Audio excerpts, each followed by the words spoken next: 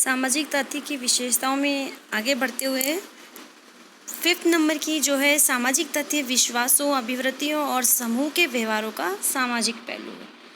देखिए, सामाजिक तथ्य वास्तव में क्या होता है कि हमें हमारी पिछली पीढ़ियों से धरोहर के रूप में मिलते हैं। हमें बहुत सारी चीज़ें जो है पीढ़ी दर पीढ़ी मिलती है। कल्चर जिसे हम बोलते हैं, ये तथ्य जो है वही उसी को जो है हम सामाजिक तथ्य मान रहे हैं। ये जो है पहले से बने बनाए हैं, हम इनको नहीं बना रहे हैं। जो हमारी पुरानी पीढ़ी से हमें मिल रहा है वो हम बना नहीं रहे हैं। हम उन्हें जो है स्वीकार करते हैं, अपने व्यवहार में अमल करते हैं, इसलिए कि उनकी गहराइयाँ जो है पीढ़ियों की है। और इसी कारण ये तथ्य सामूहिक जो हमारा जीवन है उसके अभिन्न अंग बने हुए हैं। हमें एजुकेशन से हमें बताया है कि इन सामाजिक तथ्यों में जो है अधिकार होते हैं, इसलिए हमें इन्हें मान्यता और सम्मान देनी चाहिए। ठीक है, जब व्यक्ति अपनी व्यक्तिगत चेतना में व्यक्ति सामूहिक संवेगों को व्यक्त करता है तो महत्वपूर्ण बात यह होती है उसमें कि इसकी भागीदारी करते वक्त व्यक्ति में एक विशेष उत्साह और ऊर्जा आ जाती है। ठीक है, यह इसलिए कि व्यक्ति जानता है कि यह सब जो है उसका अपना कुछ भी नहीं है।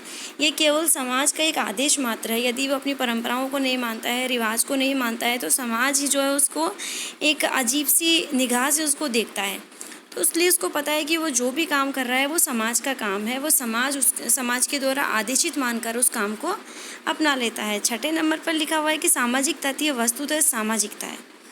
सामाजिक तथ्यों की उत्पत्ति जो है समाज से होती है। इसका विकास जो है समाज की ऐतिहासिकता में है। किसी भी समाज में सामाजिक तथ्य जो है व्यक्ति विशेष के नहीं होते हैं, संपूर्ण समाज के होते हैं। जैसा समाज होगा वैसा ही उसका मिजाज होगा। ठीक है, तो उसी के अनुरूप उसके सामाजिक तथ्य होंगे। समाज के लोगों की सोच जैसी होगी तो उसी के अकॉर्डिंग जो है सामाजिक तथ्य उस समाज में देखने को मिलेंगे। ठीक है, और इसका पीढ़ी दर पीढ़ी जो है संचार होता है, जैसा अपन ने पिछली बारी विशेषता में देखा। अगर हम देखें तो सामाजिक तथ्य समाज की किसी न किसी आवश्यकता की पूर्ति करते हैं। इसी कारण हम इन सामाजिक तथ्यों को क्या बोलते हैं कि ये सामाजिक है, या फिर सामाजिक तथ्य में सामाजिकता होती है। ठीक है, सामाजिक तथ्यों में सार्वभौमिकता होती है। 7वें नंबर पर लिखा है सामाजिक तथ्य जो है केवल कुछ समाज में मिलते हैं ऐसा नहीं है। यह हर जगह है, सर्वत्र है। हो सकता है इनका रूप अलग अलग है। यह भी नहीं है कि सामाजिक तथ्य सिर्फ आदिम समाजों में मिलते हैं, वर्तमान में भी है, भूतकाल में भी थे और भविष्य में भी रहेंगे। ठीक है, दुर्खिम इसको बहुत अच्छे से एक्सप्लेन करके बताते हैं कि सभी समाजों में सामाजिक तथ्य पाए जाते हैं। यह जरूर है कि कुछ समाजों में सामाजिक तथ्यों की बाध्यता कमजोर होती है किसी सामाजिक तथ्य को लेकर, और किसी में उस सामाजिक तथ्यों को लेकर उसकी बाध्यता अधिक हो जाती है। ठीक है, तो यहाँ एक बात और कहनी चाहिए कि सामाजिक तथ्य किसी तालाब के पानी की तरह ठहराव हो ऐसा नहीं है।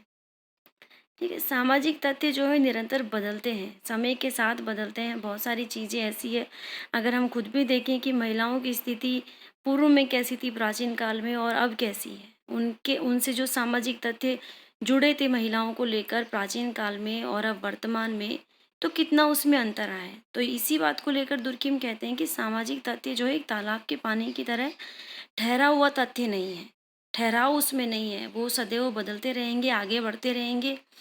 बहुत सारी पीढ़ी जो है नए सामाजिक तथ्यों को बनाती भी है और कुछ सामाजिक तत्वों को पीछे छोड़ती भी है। ठीक है, तो इस तरह से दुर्खिम एक्सप्लेन करते हैं कि सामाजिक तथ्य में जो है सार्वभौमिकता होती है। 8वां उन्होंने लिखा है सामाजिक तथ्य वस्तुतः कार्य करने, सोचने, अनुभव करने के तरीके हैं। दुर्खिम के यहाँ ये कहने का मतलब है कि सामाजिक तथ्य व्यक्ति को संपूर्ण रूप से अपनी पकड़ में ले लेता है। यदि सामाजिक तथ्य नहीं है तो व्यक्ति कुछ भी नहीं है। ये इमानुएल दुर्खिम का मानना है। ये पकड़ इतनी प्रबल होती है कि यदि कोई व्यक्ति अपने मस्तिष्क में कुछ सोचता है तो उस सोच पर भी जो है सामाजिक तथ्य का दबाव होता है।